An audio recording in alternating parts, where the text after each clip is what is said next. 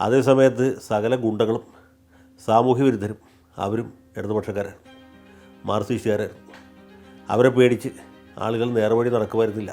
മമതാ ബാനർജി മരിച്ചു പോകും എന്ന ഘട്ടത്തിൽ അന്ന് ഗവർണറായിരുന്ന ഗോപാലകൃഷ്ണ ഗാന്ധി ഇടപെട്ട് ഇവരെ സത്യാഗ്രഹത്തിൽ നിന്ന് പിന്തിരിപ്പിക്കുകയാണ് ചെയ്തത്.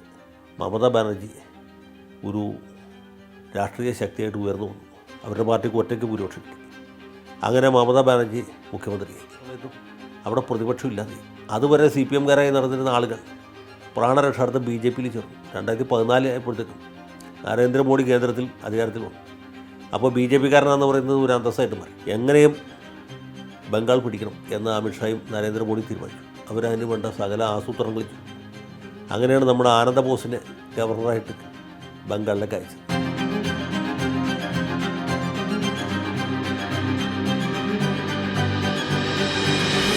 പശ്ചിമ ബംഗാളിൽ BJP നേതൃത്വത്തിലുള്ള സർക്കാർ അധികാരത്തിൽ വരികയാണ്.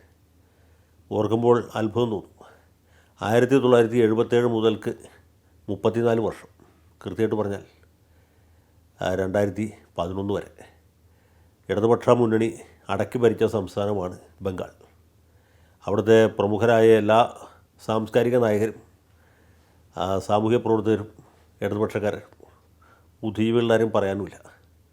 അതേസമയത്ത് സകല ഗുണ്ടകളും സാമൂഹ്യ വിരുദ്ധരും അവരും ഇടതുപക്ഷക്കാരായിരുന്നു, മാർക്സിസ്റ്റുകാരായിരുന്നു. അവരെ പേടിച്ച് ആളുകൾ നേർവഴി നടക്കുമായിരുന്നില്ല, എന്നല്ല കാക്ക വിലങ്ങനെ പറക്കുമായിരുന്നില്ല. അങ്ങനെ ഒരു സംസ്ഥാനമായിരുന്നു. അവിടെയാണ് കുമാരി മമതാ ബാനർജി പിടിച്ചു കയറിയത്, അവരുടെ ഒരു സ്വന്തം സാമ്രാജ്യം സൃഷ്ടിച്ചത്. 1998 വരെ കോൺഗ്രസ്സുകാരിയായിരുന്നു മമതാ ബാനർജി. 1984 അവരുടെ രംഗപ്രവേശം യൂത്ത് കോൺഗ്രസിൻ്റെ നേതാവായിട്ട്. 84 തെരഞ്ഞെടുപ്പിൽ സോമനാഥ് ചാറ്റർജിയെ പരാജയപ്പെടുത്തിക്കൊണ്ടാണ് പാർലമെൻറ്റ് അംഗമായത്. കുറച്ചു കാലം കേന്ദ്രമന്ത്രിസഭയിൽ ഒരു സഹമന്ത്രിയൊക്കെ ആയിരുന്നു. പക്ഷേ 98 അവർ ഇന്ത്യൻ നാഷണൽ കോൺഗ്രസുമായിട്ട് കലഹിച്ച് തൃണമൂൽ കോൺഗ്രസ് സ്ഥാപിച്ചു. അതിനുശേഷം കുതിച്ചുകയറ്റം നടത്തിയത്. അപ്പോഴൊക്കെ ബംഗാളിൽ CPMൻ്റെ ഭരണമാണ്. തൃണമൂൽ കോൺഗ്രസ്സുകാരെ CPMകാർ ഓടിച്ചിട്ടടിക്കുന്ന കാലം. പിന്നെ ഈ സിംഗൂർ നന്ദിഗ്രാം വിഷയത്തിലാണ് ഇവർ സ്കോർ ചെയ്തത്. സിംഗൂരിൽ കർഷകരെ കുടിയൊഴിപ്പിക്കുന്ന പ്രശ്നം വന്നപ്പോൾ ഇവർ സിംഗൂരിൽ പോവുകയും അവിടെ നിരാഹാരം നടത്തുകയും ചെയ്തു. 28 ദിവസം നിരാഹാരം നടത്തി. മറ്റാരെങ്കിലോടെയും മരിച്ചു പോകാൻ മരണവക്ത്രത്തിലെത്തി. മഹാത്മാഗാന്ധി പോലും 21 ദിവസം നിരാഹാരം കിടത്തിട്ടുണ്ട്. മമതാ ബാനർജി മരിച്ചു പോകും എന്ന ഘട്ടത്തിൽ അന്ന് ഗവർണറായിരുന്ന ഗോപാലകൃഷ്ണ ഗാന്ധി ഇടപെട്ട് ഇവരെ സത്യാഗ്രഹത്തിൽ നിന്ന് പിന്തിരിപ്പിക്കുകയാണ് ചെയ്തത്.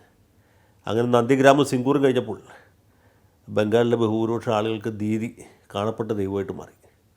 ഇവരാണെങ്കിൽ വളരെ നിരാർഭാടയായ ഒരു വ്യക്തിയാണ്, ഒട്ടും അഴിമതിക്കാരിയല്ല.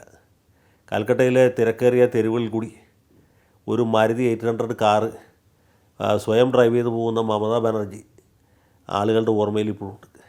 ഏറ്റവും വില കുറഞ്ഞ കോറ സാരിയാണ് അവർ ധരിച്ചത്. ഏറ്റവും വില കുറഞ്ഞ ഒരു ജോഡി ചപ്പൽ മാത്രമേ അവർക്കുണ്ടായിരുന്നുള്ളൂ. അങ്ങനെ എളിമയുടെയും അതേസമയത്ത് നിശ്ചയദാർഢ്യത്തിൻ്റെയും പോരാട്ടത്തിൻ്റെയൊക്കെ പ്രതീകമായിട്ട് മമത വളരെ പെട്ടെന്ന് ഉയർന്നു വന്നു. 2011 തെരഞ്ഞെടുപ്പിൽ, 2009 പാർലമെൻറ്റ് തെരഞ്ഞെടുപ്പിൽ തന്നെ തൃണമൂൽ കോൺഗ്രസ് ഒരു പ്രബല ശക്തിയായിട്ട് പശ്ചിമ ബംഗാളിൽ കാണപ്പെട്ടു. അപ്പോഴും ഒരു വ്യത്യാസമുണ്ടായിരുന്നു. അതായത് ബീഹാറിനോട് ചേർന്ന് കിടക്കുന്ന ബംഗാളിൻ്റെ പകുതിയിൽ ഹിന്ദു മെജോറിറ്റിയുള്ള ഭാഗത്താണ് തൃണമൂൽ കോൺഗ്രസ് കൂടുതൽ സീറ്റുകൾ നേടിയത്. നേരെ മറിച്ച് ബംഗ്ലാദേശിനോട് ചേർന്ന് കിടക്കുന്ന കിഴക്കേ പകുതിയിൽ അത് മുസ്ലിം മേൽക്കോയ്മയുള്ള പ്രദേശമാണ്. അവിടെ LDF ആണ് മുന്നിട്ട് നിന്നത്. പക്ഷേ 2011 തെരഞ്ഞെടുപ്പ് ആകുമ്പോഴേക്കും സ്ഥിതിഗതികൾ മൊത്തം മാറി. അവിടെ ബുദ്ധദേവ് ഭട്ടാചാര്യ അടക്കം തോറ്റുപോകുന്ന സാഹചര്യം ഉണ്ടായി. മമതാ ബാനർജി ഒരു രാഷ്ട്രീയ ശക്തിയായിട്ട് ഉയർന്നു വന്നു. അവരുടെ പാർട്ടിക്ക് ഒറ്റയ്ക്ക് ഭൂരിപക്ഷം കിട്ടി. അങ്ങനെ മമതാ ബാനർജി മുഖ്യമന്ത്രിയായി. അതുവരെ CPMകാരായിരുന്ന ഗുണ്ടകൾ മുഴുവനും തൃണമൂൽ കോൺഗ്രസ്സുകാരായി. പഴയ പരിപാടി അവർ ആവർത്തിച്ചു. CPMൻ്റെ ഓഫീസുകൾ അടിച്ച് തകർത്തു, കോൺഗ്രസിൻ്റെ ഓഫീസുകൾ തകർത്തു. കോൺഗ്രസ്സുകാർ CPMകാർ ഓടിച്ചിട്ട് തല്ലി. ഈ രണ്ട് കൂട്ടർക്കും അവിടെ ജീവിക്കാൻ പറ്റാത്ത സാഹചര്യം ഉണ്ടായി. അങ്ങനെ മമതാ ബാനർജി മാത്രമല്ല, ഈ ഗുണ്ടകളും സംസ്ഥാനത്ത് രക്ഷപ്പെട്ടു. പിന്നെ പോകുന്തോറും ഈ തൃണമൂൽ കോൺഗ്രസ്സിൽ ദീദി അഴിമതിക്കാരി അല്ലെങ്കിൽ ആ പാർട്ടിയിലെ ബഹുഭൂരിപക്ഷം നേതാക്കന്മാരും ലോക കള്ളന്മാരും ഭൂലോക ആറാമികൾ വരുന്നു. വലിയ തോതിൽ പണമുണ്ടാക്കി. വലിയ അഴിമതികൾ അവിടെ കാണപ്പെട്ടു. ഉന്നത വിദ്യാഭ്യാസ മന്ത്രിയും മറ്റുമൊക്കെ ഉന്നതമായ അഴിമതികളാണ് നടത്തിയത്. അങ്ങനെ വലിയ പ്രശ്നങ്ങളിലേക്ക് പോകുമ്പോഴും ഈ ദീദിയുടെ വ്യക്തിപരമായൊരു പ്രതിച്ഛായ കൊണ്ട് പിടിച്ചു. ഇവരുടെ അനന്തരവൻ ഒരു ചെറുപ്പക്കാരനുണ്ട്, അഭിഷേക് ബാനർജി. അവനെ ദീദി അനന്തരാവകാശിയായിട്ട് ഉയർത്തിക്കൊണ്ടുവന്നു. അതുവരെ കുടുംബാധിപത്യത്തിൽ തീർത്തിരുന്ന ആളാണ് മമതാ ബാനർജി. സ്വന്തം അനന്തരവൻ്റെ കാര്യം വന്നപ്പോൾ അത് മറന്നുപോയി. അങ്ങനെ അനന്തരവൻ ഒരു സമാന്തര അധികാര കേന്ദ്രമായിട്ട് വന്നു. അനന്തരവനെക്കുറിച്ചും പല പരാതികളും ഉയർന്നു. അദ്ദേഹത്തെ പാർലമെൻറ്റ് അംഗമാക്കി.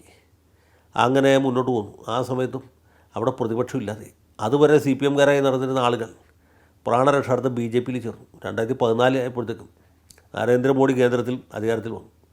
അപ്പോൾ BJP-കാരനാണെന്ന് പറയുന്നത് ഒരു അന്തസ്സായിട്ട് മാറി. കുറേ പേര് BJP-കാരായി. ഇടിയോളായിരിക്കാൻ വേണ്ടി BJP-യിൽ പോയ ആളുകളാണ് അന്നത്തെ CPM-കാരാണ് ഇപ്പോഴത്തെ BJP-കാർ. അങ്ങനെയാണ് പെട്ടെന്ന് CPM ഇല്ലാതായത്. BJP ഒരു വലിയ ശക്തിയായിട്ട് മാറിയത്. അപ്പോൾ കഴിഞ്ഞ തെരഞ്ഞെടുപ്പ് ആയപ്പോഴത്തേക്കും സംഗതികൾ മൊത്തത്തിൽ മാറി. BJP ഒരു പ്രബല ശക്തിയായിട്ട് മാറി. CPM-ൻ്റെ മേൽവിലാസം ഇല്ലാതായി. എല്ലാ സീറ്റിലും CPM തോറ്റു എന്ന് മാത്രമല്ല 4 പേർക്കാണ് അന്ന് ജാമ്യസംഖ്യ തിരിച്ചു കിട്ടിയത്. അത്രയും പരിതാപകരമായ അവസ്ഥയിലേക്ക് ബംഗാളിലെ CPM എത്തി. പഴയ CPM-കാർ ഏറെക്കുറെ എല്ലാവരും തന്നെ BJP-കാരായിട്ട് മാറി. അപ്പോൾ BJP പ്രബല പ്രതിപക്ഷമായിട്ട് മാറി എന്ന് മാത്രമല്ല, നന്ദിഗ്രാമിൽ മത്സരിച്ച മമതാ ബാനർജി തോറ്റുപോയി. അവരെ തോൽപ്പിച്ച നേതാവിൻ്റെ പേരാണ് സുവേന്ദു അധികാരി. ഈ സുവേന്ദു അധികാരി തന്നെ നന്ദിഗ്രാമിൽ പണ്ട് മമതാ ബാനർജിയുടെ കൂടെ പ്രതിരോധം തീർത്ത ആളാണ്. പിന്നീട് അദ്ദേഹം തൃണമൂൽ കോൺഗ്രസിൽ നിന്ന് രാജിവെക്കുകയും BJP-യിൽ ചേരുകയുമാണ് ചെയ്തത്. അങ്ങനെ കഴിഞ്ഞ 5 കൊല്ലം മുന്നോട്ട് പോകുന്നു. അതിനിടയ്ക്ക് അഴിമതി ആരോപണങ്ങൾ വർദ്ധിച്ചു, കെടുകാര്യസ്ഥത വർദ്ധിച്ചു. എന്ന് മാത്രമല്ല, മുസ്ലിം പ്രീണനത്തെക്കുറിച്ചുള്ള പരാതികൾ വ്യാപിച്ചു. ഉദാഹരണത്തിന് ദുർഗാപൂജയും മുഹറവും ഒരുമിച്ച് വരികയാണെങ്കിൽ മുഹറം ഘോഷയാത്ര കഴിഞ്ഞതിന് ശേഷമേ ആ ദുർഗാപൂജയുടെ ചടങ്ങുകൾ നടത്താൻ പാടുള്ളൂ എന്നൊക്കെ ദീദി കൽപ്പനകൾ പുറപ്പെടുവിച്ചു. അങ്ങനെ ഹിന്ദുക്കളുടെ ഇടയിൽ ഒരു വലിയ അസ്വസ്ഥത പടർന്നു പിടിച്ചു. ഹിന്ദുക്കൾക്ക് രക്ഷയില്ല എന്ന തോന്നൽ. നമ്മുടെ വെള്ളാപ്പള്ളി നടേശൻ പറയുന്ന പോലെ നായാടി മുതൽ നമ്പൂരി വരെ എല്ലാവരും യോജിച്ച് നിൽക്കണം എന്ന വികാരം ശക്തിപ്പെട്ടു. അതിനുശേഷമാണ് ഈ വോട്ടർപട്ടികയിൽ പരിഷ്കാരങ്ങൾ നടക്കുന്നത്.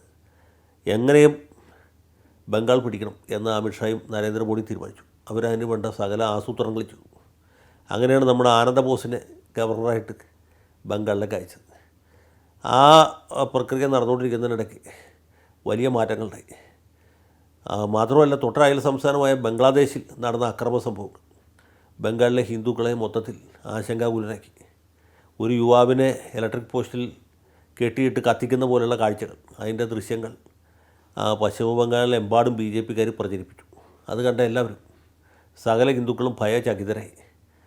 ഇന്ന് ബംഗ്ലാദേശിൽ നടക്കുന്നത് നാളെ പശ്ചിമ ബംഗാളിൽ നടക്കും എന്നവർ ഭയപ്പെട്ടു. അതിൻ്റെ ഫലമാണ് ഇപ്പോഴത്തെ ഈ തെരഞ്ഞെടുപ്പിൽ കാണുന്നത്. അഴിമതിക്കെതിരായ വികാരം ഉണ്ടായിരുന്നു, ഭരണവിരുദ്ധ വികാരം ഉണ്ടായിരുന്നു, പിന്നെ സ്ത്രീ സുരക്ഷയുമായി ബന്ധപ്പെട്ട വലിയ ആശങ്കകളുണ്ടായിരുന്നു. സന്ദേശ് ഖാലിയിലും മറ്റുമൊക്കെ തൃണമൂൽ കോൺഗ്രസ്സുകാർ നടത്തിയ അതിക്രമങ്ങൾ, പിന്നെ RG ഖർ മെഡിക്കൽ കോളേജിൽ ഒരു വനിതാ ഡോക്ടർ ബലാത്സംഗത്തിനിരയായി കൊല ചെയ്യപ്പെട്ട സംഭവം, ഇങ്ങനെയൊക്കെയുള്ള സംഭവങ്ങൾ BJP-കാർ ഭയങ്കരമായിട്ട് പ്രചരിപ്പിച്ചു. അപ്പോൾ സ്ത്രീ സുരക്ഷ ഉണ്ടായിരുന്നു, ഭരണവിരുദ്ധ വികാരം ഉണ്ടായിരുന്നു, അഴിമതി ഉണ്ടായിരുന്നു. പക്ഷേ ഇതിനെല്ലാത്തിനും മറികടന്നത് ഈ ഹിന്ദു വികാരമായിരുന്നു. നാനാജാതിക്കാരായ ഹിന്ദുക്കൾ ഒറ്റക്കെട്ടായി നിന്നു. അപ്പോൾ മുസ്ലിം കൺസോൾട്ടേഷൻ ഒരു ഭാഗത്ത് നടക്കുന്നു, അതിനെ മറികടക്കുന്ന ഹിന്ദു കൺസോൾട്ടേഷൻ മറുഭാഗത്തുണ്ടാകും. ഇത്തവണത്തെ റിസൾട്ട് നോക്കിയാൽ അത് വളരെ വ്യക്തമാണ്. ഈ ബീഹാറിനോട് ചേർന്ന ഭാഗത്ത്, അല്ലെങ്കിൽ പശ്ചിമ ബംഗാളിൻ്റെ പടിഞ്ഞാറൻ ഭാഗം പൂർണ്ണമായിട്ടും BJP ജയിച്ചു. അവിടെ തൃണമൂൽ കോൺഗ്രസ്സിന് ഒരു സീറ്റ് പോലും കിട്ടിയിട്ടില്ല. നേരെ മറിച്ച് ബംഗ്ലാദേശിനോട് ചേർന്ന് കിടക്കുന്ന മറ്റേ പകുതിയിൽ അവിടെയാണ് തൃണമൂൽ കോൺഗ്രസ് ജയിച്ചിട്ടുള്ളത്. മുസ്ലിം ഭൂരിപക്ഷ പ്രദേശങ്ങളിൽ ഏറെക്കുറെ വലിയ വിജയം നേടിയത് തൃണമൂൽ കോൺഗ്രസ്സാണ്. പക്ഷേ അതിൽ പോലും ഒരു വിള്ളലുണ്ടായി. ഇപ്പോൾ ഉദാഹരണത്തിന് ഏറ്റവും നല്ല ഉദാഹരണം നമ്മൾ കാണേണ്ടത് മൂർഷിദാബാദ് ജില്ലയിലാണ്. മൂർഷിദാബാദിലാണ് മുസ്ലിങ്ങൾ ഏറ്റവും അധികം. പശ്ചിമ ബംഗാളിലെ മലപ്പുറം ജില്ലയാണ് മൂർഷിദാബാദ്. ഈ ബംഗ്ലാദേശിൽ നിന്ന് നുഴഞ്ഞുകയറ്റക്കാർ ഏറ്റവും അധികം വരുന്നതും ആ ജില്ലയിലാണ്. അവിടെ 22 അസംബ്ലി സീറ്റുകളാണുള്ളത്. കഴിഞ്ഞ തെരഞ്ഞെടുപ്പിൽ, അതായത് 2021, അതിൽ 2 BJP-ക്കും ബാക്കി 20 തൃണമൂൽ കോൺഗ്രസിനോട് കിട്ടിയത്. ഇത്തവണത്തെ റിസൾട്ട് നോക്കുമ്പോൾ നമ്മൾ കാണുന്നത് അതിൽ 8 BJP ജയിച്ചിരിക്കുന്നു, 9 തൃണമൂൽ കോൺഗ്രസ് കിട്ടിയിരിക്കുന്നു. 20-ൽ നിന്ന് 9 കുറഞ്ഞിരിക്കുന്നു. ബാക്കി സീറ്റുകളോടെ പോയി എന്ന് ചോദിച്ചാൽ 2 കോൺഗ്രസ്സുകാർ ജയിച്ചിട്ടുണ്ട്. അവർ രണ്ടുപേരും മുർഷിദാബാദ് ജില്ലയിലാണ്. ഒരു CPM-കാരൻ ജയിച്ചിട്ടുണ്ട്, അത് മുർഷിദാബാദ് ജില്ലയിലാണ്. രണ്ട് പേർ മറ്റ് പാർട്ടി എന്ന് പറയുന്നത് ഹുമയൂൺ കബീർ എന്ന് പറഞ്ഞ തൃണമൂൽ കോൺഗ്രസ്സുകാരനായിരുന്ന ഒരാൾ മമതാ ബാനർജിയായിട്ട് പിണങ്ങി സ്വന്തം പാർട്ടി ഉണ്ടാക്കി. ആ പാർട്ടിക്ക് 2 സീറ്റ് കിട്ടിയിട്ടുണ്ട്. 2 സീറ്റിലും ജയിച്ചത് ഹുമയൂൺ കബീർ തന്നെ. അപ്പോൾ ഒന്ന് രാജിവെച്ചാൽ മതിയാവും. അപ്പോൾ 2 സീറ്റ് ഹുമയൂൺ കബീറിന് കിട്ടി, 2 സീറ്റ് കോൺഗ്രസ്സിന് കിട്ടി, 1 സീറ്റ് CPM കൊണ്ടുപോയി. എല്ലാം മുസ്ലിം ഭൂരിപക്ഷമുള്ള സീറ്റുകളാണ്. ബാക്കി 9 മമതാ ബാനർജിക്ക് കിട്ടി, 8 BJP കൊണ്ടുപോയി. അപ്പോൾ എങ്ങനെയാണ് മമതാ ബാനർജി തോറ്റത് എന്നറിയണമെങ്കിൽ ഈ മുർഷിദാബാദ് ജില്ലയിലെ റിസൾട്ട് മാത്രം നോക്കിയാൽ മതി. മുസ്ലിം വോട്ടുകളിൽ ഭിന്നത ഉണ്ടായി, ഹിന്ദു വോട്ടുകൾ ഏകീകരിക്കുകയും ചെയ്തു. അങ്ങനെയാണ് ഈ ബംഗാൾ കോട്ട കീഴടങ്ങിയത്. അത് കേവലം SIR കൊണ്ട് മാത്രം സംഭവിച്ചതല്ല, കേവലം ഭരണവിരുദ്ധ വികാരം കൊണ്ടും സംഭവിച്ചതല്ല. നേരെ മറിച്ച് ആസാമിലുണ്ടായ പോലെ അതിഭയാനകമായ ആ ഒരു ഹിന്ദു ഏകീകരണം കൊണ്ട് സംഭവിച്ചതാണ്. അവിടെ ഭാദ്രലോകിൽപ്പെട്ട കായസ്ഥരും ബ്രാഹ്മണരും മാത്രമല്ല, നമോശൂദ്രരടക്കമുള്ള പരമദരിദ്രരായ പട്ടിക സമുദായക്കാർ വരെ ഈ BJPയുടെ കൊടിക്കീഴിൽ താമര ചിഹ്നത്തിന് വോട്ട് ചെയ്തു എന്നുള്ളതാണ് സത്യം. അങ്ങനെയാണ് ബംഗാൾ മാറിയത്.